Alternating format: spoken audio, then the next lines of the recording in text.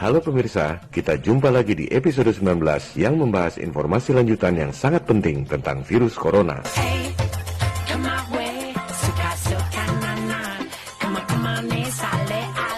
Episode 18 lalu, belum genap 7 hari tayang, memperoleh 1,5 juta viewers lebih, 96,2% likes. Tampaknya terlalu menyolok. Elit global mulai gerah dibongkar perilakunya. Maka, episode 18 di-ban oleh YouTube yang dimiliki oleh elit global. Hey, I'm not surprised, motherfuckers.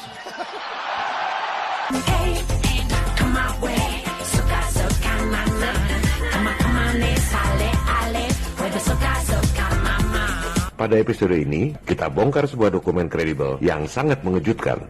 Skenario lockdown akibat penyebaran virus flu sudah dibuat oleh Rockefeller Foundation 10 tahun lalu, tahun 2010.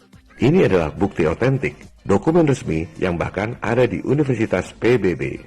Apa yang terjadi saat ini? Panik global, orang-orang pasang masker, cek temperatur sebelum masuk gedung, toko-toko tutup, lockdown, ekonomi runtuh, adalah persis seperti skenario yang dibuat 10 tahun lalu oleh Rockefeller Foundation yang merupakan salah satu pentolan elit global.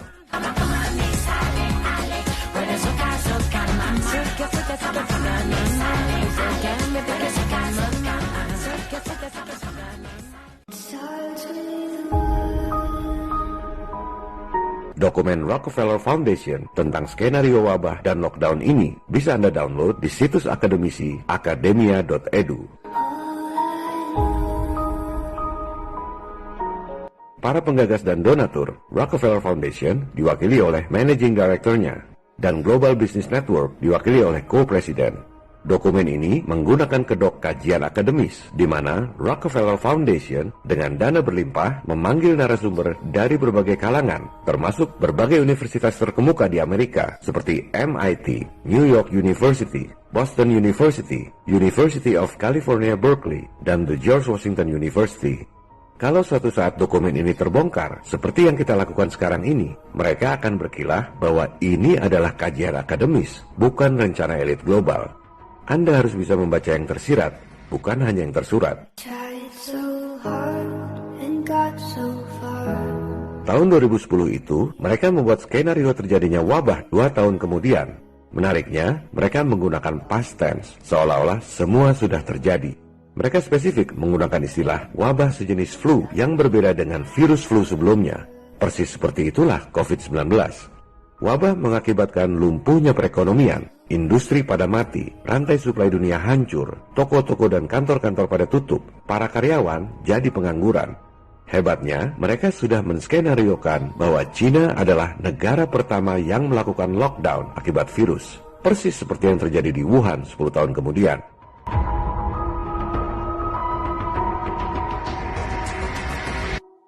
Dalam skenario mereka, para penduduk memakai masker, cek temperatur tubuh sebelum masuk gedung, persis seperti yang terjadi saat ini. Dan dalam skenario Rockefeller ini, kontrol otoriter terhadap penduduk seperti itu terus berjalan meski wabahnya sudah hilang. Silakan Anda baca sendiri tulisannya. Inilah tujuan lockdown yang sesungguhnya.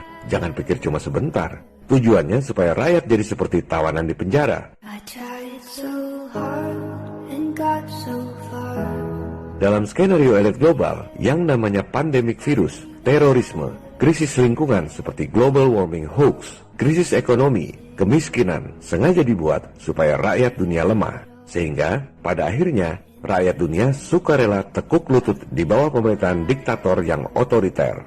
Perbudakan global, New World Order. One thing, I don't know why. It doesn't even matter how hard you try. Keep that in mind. I designed this rhyme to remind myself of a time when I... Dalam skenario yang dirancang 10 tahun lalu, dengan alasan keamanan dan kesehatan, penduduk dunia akhirnya akan sukarela menggunakan biometric ID. Itulah chip yang ditanamkan di tubuh Anda yang dibahas pada episode lalu.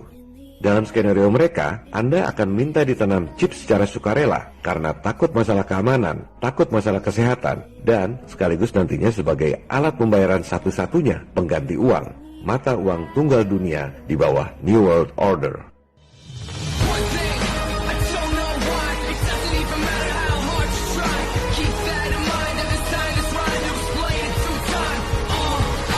Silakan Anda screenshot dan jadikan meme skenario Rockefeller Foundation 10 tahun lalu ini. Poin nomor 1 sampai 5 adalah persis seperti yang terjadi saat ini. Sedangkan poin 6, 7, dan 8 saat ini belum terjadi. Adalah kewajiban kita, people power, untuk melawan agar hal itu tidak terjadi.